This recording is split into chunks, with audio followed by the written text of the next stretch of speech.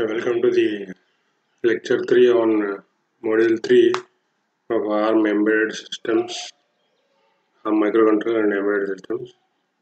Subject code is 15 EC or 17 EC 62. So in lecture 2 we discussed about memories, so various types of memories that are used in an embedded system. We also discussed about memory triangle and about secondary memory, primary memory. So secondary memory means the ROM, types of ROM, and primary memory nothing but the working memory or the RAM. So that is what we had discussed in lecture 2. So now we shall discuss about input and output. So that is the sensors and actuators. So we shall discuss about sensors and actuators in this particular lecture.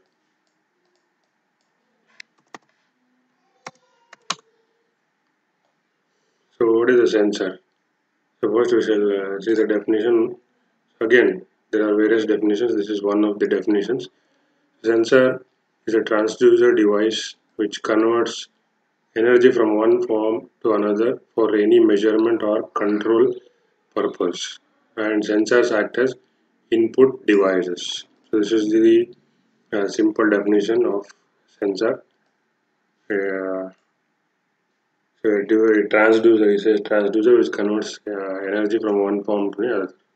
So example is, let's say, a temperature sensor. So what it does is it will sense the analog temperature readings, okay, and it may convert it to a voltage value, equivalent voltage value. So that is what a temperature sensor does. Okay, similarly, there is one more sensor which is a moisture sensor, so or a humidity sensor. So wherein it will sense the analog uh, values, parameters, and convert them to, let's say, equivalent current or an voltage. So that is what the sensors will do.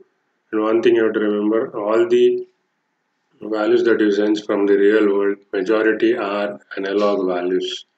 So they are analog in nature. So this is about sensor. Next, actuator. So what is an actuator? Again, it's a transducer device, a mechanical or electrical, which converts. Sorry about this. Which converts signals to corresponding physical action. Okay, so this converts to physical action.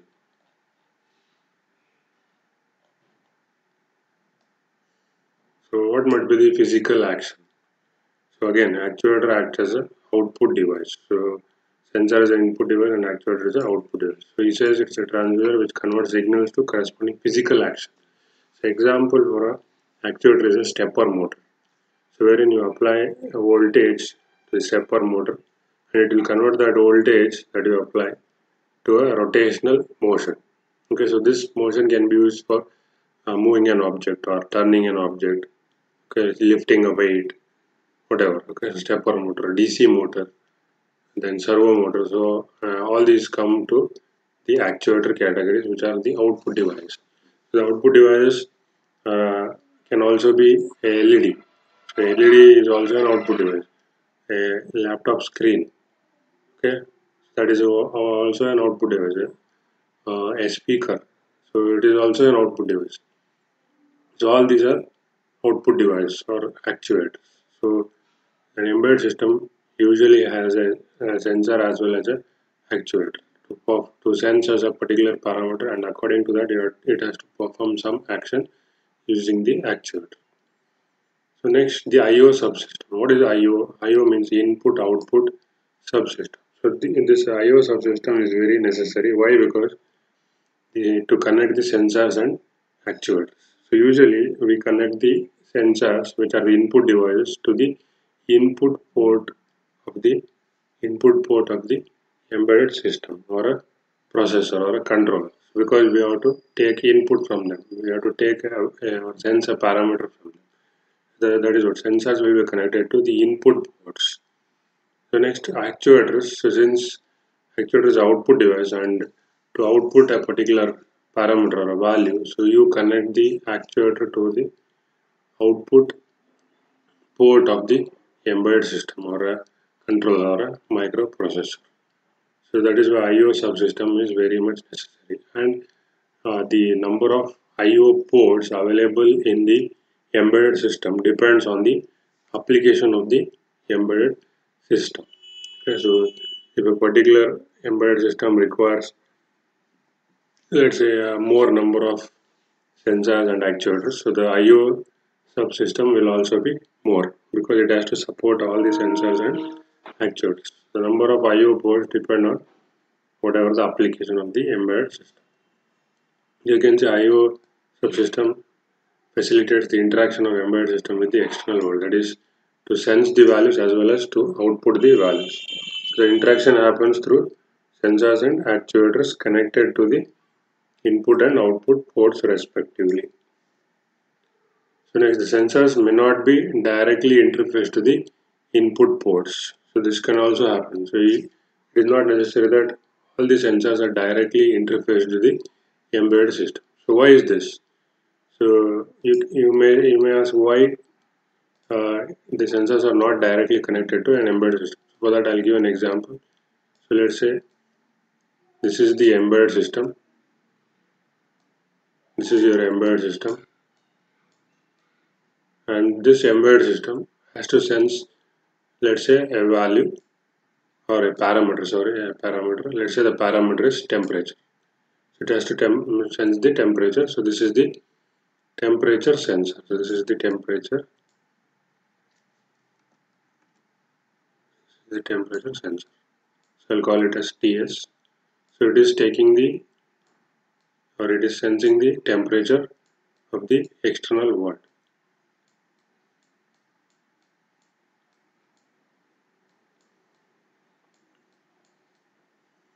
So now this temperature is analog in nature, and this is the sensor, temperature sensor. It will take the value, okay, and it will convert this temperature to equivalent voltage, let's say voltage. So that voltage is also analog, okay. But this embedded system, usually the system core of the embedded system, which is the processor or a controller or a FPGA, so they only deal with digital values. They will not deal with analog values. So to deal with analog values, first whatever the value that this temperature sensor has, which is a voltage value of the equivalent temperature, that has to be converted to a digital value. So how will you convert that to a digital value? So you have to use a ADC. You have to use a ADC. What is ADC? ADC is the analog to digital converter. So you interface this ADC here. So this temperature sensor will be connected to this ADC. So it will give you an analog value. So this analog value will be converted to a digital value by this ADC, so that this digital value can be processed by the embedded system. Okay, so this is how. So the sensors may not be directly interfaced to the input ports. Instead, they may be interfaced through a signal conditioning and translating systems like ADC or optocoupler. So that is what is the explanation I give. Fine. So analog values cannot be handled by the processor or a controller. You have to convert that to a digital value using the signal conditioning systems like ADC. So we shall discuss the first basic, you can say, actuator or output device, which is a simple LED, light emitting diode. So what is this? It's an output device for visual indication. So it will give visual indication.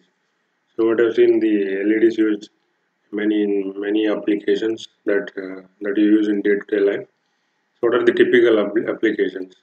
So to indicate power conditions like device is on, battery is low, or charging. Okay, so in some handheld devices. So there are various applications of LED. So LED is a, what is this? It's nothing but a PN junction diode, and it contains an anode and a cathode similar to a PN junction. So the only thing is it will emit the radiation which is in visible wavelength. Okay, so that is the main difference between the normal PN junction diode and a LED. So for proper functioning of LED, the anode should be connected to a positive terminal and the cathode should be connected to a negative terminal. So this is for the proper operation, and that is forward biasing the PN junction. So as soon as you forward bias, it will start to emit a particular wavelength which is visible, which is in the visible wavelength. So the current flowing through an LED must be limited. So because otherwise, whatever the current that LED can handle, if the current is more greater than that, so it will burn the LED. So that is why we have to limit the current flowing through an LED. So how to limit the current through an LED? Using a resistor. So you can see a current limiting resistor. You can see the diagram here. So wherein this resistor is connected to the anode between the power supply and the anode. So this is a current limiting resistor, so which will limit the amount of current flowing through this LED so that it will not damage the LED. So this is the schematic of a small or a mini, you can say a very simple LED. So next we will move on to the next basic output device or actuator, which is a 7-segment LED display. So again you can see this is made up of LEDs only, but here instead of single LED there will be totally 8 LEDs including the decimal point. Okay, so what is the 7-segment LED display? Is again output device for displaying alphanumeric characters. It says alphanumeric means it will cover alphabets as well as numbers. So just using a single LED you cannot display numbers or characters, but whenever you have more than one LED, so that is here in this case 8 LEDs, you can display alphanumeric characters. So totally it contains, you can see 8 LEDs segments arranged in a special form, right? So hope you know the arrangement of a 7-segment LED, right?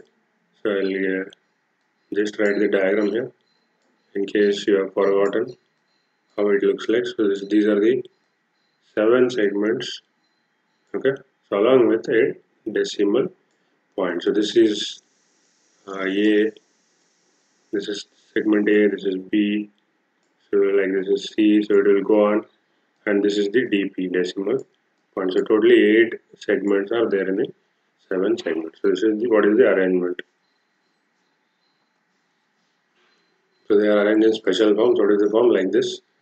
So out of the 8 LED segments, 7 are used for displaying alpha numeric characters. So out of 8 here, you can see 7. Which are the 7? A, B, C, D, E, F, and G. So these are the 7 segments used for displaying alphanumeric characters, and the 8th segment is the decimal point. Okay. So the LED segments are named as A to G. So that is what I showed in this diagram, and the decimal point, which is taken as DP. So the LED segments A to G and DP should be lit accordingly. So they should be lit accordingly to display numbers.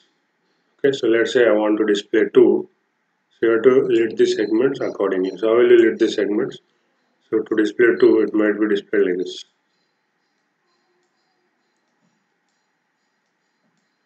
So this is how you display 2 using 7-segment display. 7-segment LED display. So you have to turn on segment A, you have to turn on segment B, you have to turn on segment D, you have to turn on segment E, and you have to turn on segment G. So this is how you display 2. So that is what is given here. So there are 2 configurations available for 7 segments. So it is common anode and common cathode. So what is common anode? So in common anode configuration, so all the anodes of 8 segments or the 8 LED segments are connected commonly. So the anodes are, you can say, shorted. So there will be 8 anodes of 8 segments, 8 LED segments. So there will be shorted and commonly. So whereas in common cathode, the cathodes of 8 LED segments are having a common cathode line, or they are shorted. So I'll show the diagram here. So this is the common cathode arrangement, you can see here. This is common anode arrangement. So wherein all the anodes of the LEDs are shorted and there is a common anode terminal.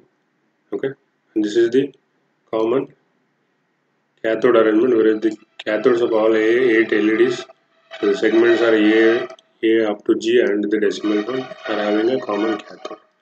Okay, so what is the difference in operation? So in this case, common anode, suppose you want to turn on segment A. common anode configuration, you have to turn on segment A. How will you turn on segment A? Means since it is anode, so we saw that this anode should be connected to a positive voltage. So then only the LEDs or the PN junction of the LED is forward biased. Okay, so you have to connect this to a positive voltage. So since you connect anode to positive voltage, all these anodes are shorted, so all the anodes of 8 segments will get a positive voltage. Let's say it is a plus 5 volts or 3 volts. So now to turn on segment A, LED segment A, so you have to supply a 0 here. You have a ground potential, so then only you can turn on A. So suppose you want to turn on B, you have to supply a 0 here. Suppose you want to turn on the decimal point, you have to supply a 0 here. So this is how an LED is turned on in case of common anode configuration, or the segment is turned on in case of common anode configuration. To turn on the segment, you have to supply a 0 to the cathode. So now coming to the common cathode arrangement. So since it is common cathode and this cathode should be grounded, So since you ground this cathode, so all the cathodes of 8 segments will be grounded. So now if you want to turn on the segment A, then how will you turn on? You have to connect the anode to positive voltage, which is a logic 1. So if you supply 1 here to A, is the anode of the segment A, it will turn on. Similarly, if you want to turn on the decimal point, you have to supply 1 to the decimal. So this is the basic working difference between common anode and common cathode configurations. So next we'll come to one more type of output device, which is the optocoupler. What is this optocoupler? It's a solid state device used to isolate two parts of a circuit. So it is used to isolate two parts of a circuit. So when is isolation very important? So I'll give an example. See, suppose you are controlling the AC mains, which is at 240 volts. So the usually AC mains is working at 240 volts using a microcontroller. Let's say. So the microcontroller will work at what voltage? It may work at 5 volts or 3.3 volts. So there is a huge voltage difference between the working voltage of a microcontroller and the the application you are trying to control, which is working at 240 volts. So now let's say if you directly connect the port pin of a microcontroller to whatever the application you are trying to control, which is operating at 240 volts, and let's say there is some short circuit that will happen. So then what will happen, that 240 volts of voltage will be directly in contact with the microcontroller or the processor. But the processor or controller cannot withstand 240 volts. It can only withstand up to 5 volts, that's all. So in that case, your controller or a processor or the embedded system in this case may get damaged or it will get damaged. So in such cases, isolation is very important. That is, isolation in the sense no physical contact should be there or direct contact should be there between the embedded system and a high voltage operating device. So that is when you need an isolation. So that is when optocouplers are used. So same thing or same operation can be also achieved using a relay also. Okay, we shall come to the relay later. So now for timing, you remember that it is a solid state device to isolate two parts of a circuit. So optocoupler, what it will have? It will combine an LED, so it will have a LED, basic LED. Along with that, it also has a phototransistor. So what is a phototransistor? It is a transistor sensitive to light. So based on the amount of light falling onto the transistor, or you can say the base of the transistor will turn on or turn off. So depending on that, so it is a light controlled transistor, you can say light sensitive transistor, and both this LED and transistor come in a single package. So we need not buy it separately, they will come in a single package. It will just look like a relay, that's all. In electronic circuits, this optocoupler is used for suppressing interference in data communication. Okay, then circuit isolation, high voltage separation. So that is what the example I gave. Simultaneous separation and intensification signals, etc. So optocouplers can be used either as input circuits or in output circuits. So they cannot be acted as inputs, but they will be used in inputs whenever you want to isolate the input from the microcontroller or the embedded system, and whenever you want to isolate the output from the microcontroller, it will be used in the output. So there are two examples given here. So input interface and output interface. So in both the interfaces you can see the optocouplers. So you can see here there is a LED and there is a photo transistor, and there is no physical contact between these two. So if at the input side, if something, or you can say some short circuit happens, so that will be limited only to the input side.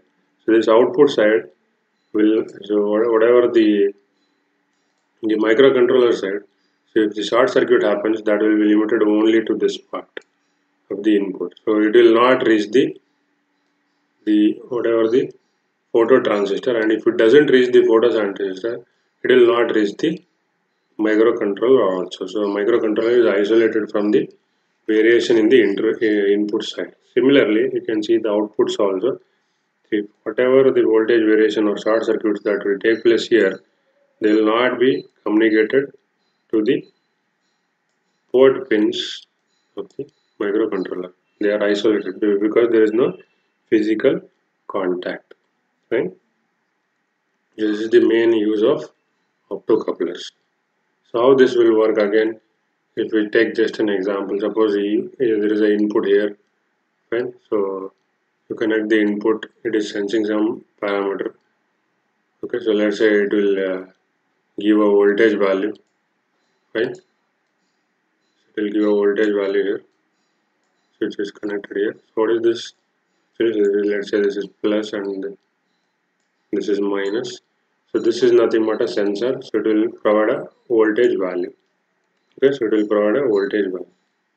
So some voltage it will provide, and whenever that voltage is more than the threshold of this PN junction LED, it will start to emit the light, and this light is sensed by this photo transistor, and whenever the amount of light is sufficient so that this photo transistor is capable of turning itself on, so then what will happen, you can see this VCC, so there will be a direct path from VCC to ground, so that this port pin will get a 0. So as soon as this LED turns on and this photo transistor turns on, you will get a 0 at the port pin. That is, this is input.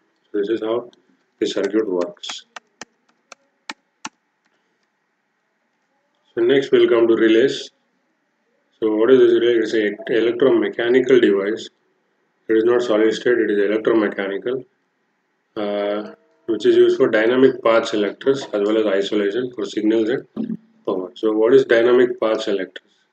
See, suppose there are multiple paths you want to select using the or to turn on multiple loads. Let's say there are two loads on two separate paths. Suppose let's say for 5 seconds you want to turn on the first load, so then you will select the first path, and for the next 5 seconds you want to turn on the second load, so you will select the second path. So that is what is dynamic path selection. We can see that the relay unit contains a relay coil made up of insulated wire on a metal core. So basically it is an electromagnet. Okay, so it will form an electromagnet and the metal armature with one or more contacts. So relay works on the electromagnetic principle. When a voltage is applied to the relay coil, current flows through the coil. So as soon as current flows through the coil, it will become an electromagnet. So as soon as it becomes electromagnet, it will attract the metal contact towards the coil. So that is how you move the contacts. So there are various relays given here, 3 relays: single pole, single throw, normally open. So what do you mean by this? Single pole, single throw means, so single input, single output. You can see that. So if you, this is the power supply. So this is where the power supply is the positive voltage. It is available here, and this is where your load is available, L. So to provide this voltage to this load, you have to close this switch. Okay, so once you close the switch, then only this load will get the positive voltage, and so that load can turn on. So how will you close the switch?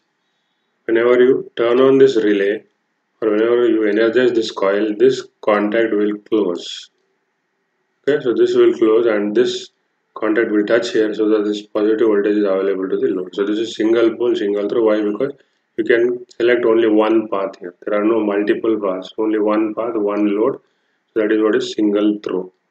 Okay, and normally open means, so whenever the relay is not energized or this coil is not energized, this circuit is open, or this switch you can see here, it is open. So that is why it is known as normally open. So now we'll come to this single pole, single throw, normally closed. So what do you mean by this? Normally closed. So normally closed means, again, this is the positive voltage that you want to supply to the load, and this is the load you want to supply to the voltage. So now in this case, this is reverse of this. Again, it is single pole, single throw only. So there is only one load or one path. But the difference is, this contact here, it is normally closed. That is, whenever this relay is off, that is, if you don't energize the relay also, the switch is closed. So as soon as you energize this coil or the relay, whenever this becomes the electromagnet, so this switch, it will be attracted towards this coil, and this circuit or this switch will open. So as soon as the switch will open, the load will be off. It will be turned off. So positive voltage will not reach the load. So that is what is the difference between these two, normally open and normally closed. Remember, whenever the relay is normally closed, so whenever the relay is off, the load is on, and whenever the relay is on, the load is off. So that is the difference. Now we will come to this single pole double throw. What do you mean by single pole double throw? So this is where this application comes in, dynamic path selection. So wherein there are two paths you can select. So there are two paths you can see, this path and this path. Let's say this is load 1 L1 and this is load 2. So there are two paths. So to turn on L1, you have to supply this positive voltage, okay, to load L1. So how will you do that? You have to turn on the relay. So whenever the relay is on, so this contact is attracted towards the relay. As soon as the relay turns on or the coil energizes, this contact is attracted towards the relay, so that this will touch to this particular contact and load 1 will receive the voltage.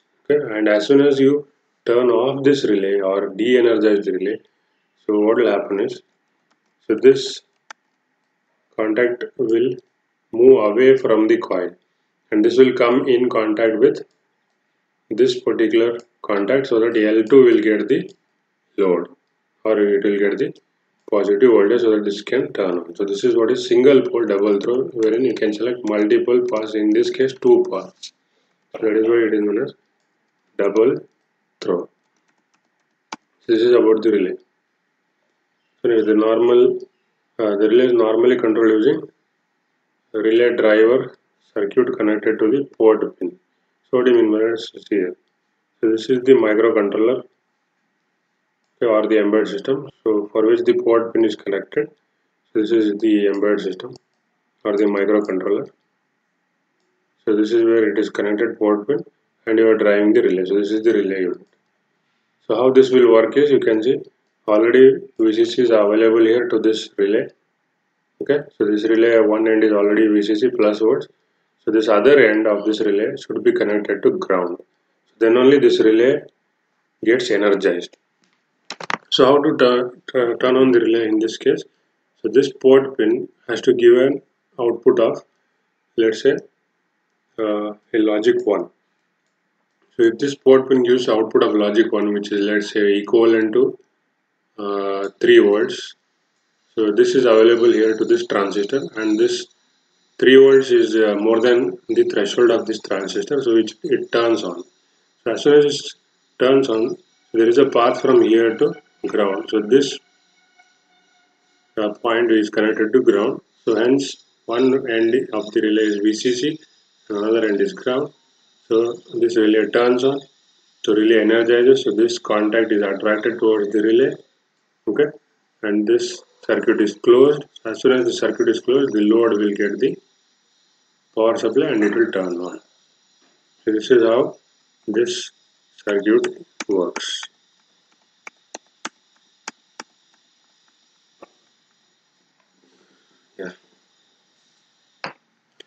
So next is the push button. So till now we discussed about the output devices, or you can say actuators. So now it is the input device, push button. So push button will have as an input device. So the input device. So again in this push button there are two configurations. So what are the two configurations? Push to make and push to break. So depending on what the switch will do. So if this whenever you press the switch, if that turns on a particular load, so then that configuration is known as push to make. So remember, whenever you push a switch, if it turns on the load, then that is push to make configuration. Okay, and whenever you press the switch, if that turns off a load, that is known as push to break configuration. These are the two configurations. So the switch is normally in the open state, and it makes a circuit contact when it is pushed or pressed. So that is what is push to make. Okay, so that is what push to make. As I told, whenever you press the switch, if that action turns on a load, that is push to make. So the reverse is push to break. So as soon as you press the switch, okay, and that pressing of the switch breaks a circuit, so then it is push to break. Okay, push to break. So the push button stays in the closed condition or open condition as long as you keep the button pressed. Okay, so there are examples are given here. So these two are push to make only. So they are both you can say push to make only. So you can see low pulse generator. So what is this low pulse generator means? You can see this is the port pin, and usually the port pin is connected to the microcontroller. So this is the MUSI or the embedded system. Fine. So the port pin is connected to this. So you can see plus VCC. So there is a current limiting resistor, and it is connected to port. So if this switch is not pressed, so what is the voltage here at the port pin? It is very close to VCC. So let's say the VCC is 3 volts. So we'll get, let's say, 2.8 volts at the port pin. So which is considered as logic 1. So if you don't press the switch, okay, if you don't press the switch, what is the voltage? 2.0 volts, which is logic 1. So the embedded system is reading logic 1. So as soon as you press this switch, so what will happen? So there is a direct contact from this point to ground. So as soon as there is a direct current contact, so this 2.0 volts will pull down to ground voltage or ground potential, so you will get a 0. So that is why, so as soon as you press a switch, you will get 0, you will read 0. So that is why it is known as low pulse generator. Okay, it is low pulse generator. So this one will do the reverse, high pulse generator. So what is this high pulse generator? So again you connect this to a embedded system. Right? So again there is VCC and there is a current limiting resistor. So this switch is not pressed. So what will happen? What is the voltage here? So from this point the port pin will read 0 because it is directly connected to VCC. Sorry, not VCC, ground. Sorry about that, it is ground. Correct? So you will read a 0. So as soon as you press a switch here, so this VCC will be connected to this point, and since there is a current limiting resistor here, so this 0 you will read something, let's say around 2 volts, which is logic 1. So that is why as soon as you press the switch, there is a path here from VCC to this point, and this point will read about 2 volts, which is a high pulse generator. So this is what the two configurations do. And so this is the simple input device that is taken into account. So this is the end of lecture 3. So we'll discuss about communication interfaces in lecture 4. Thank you.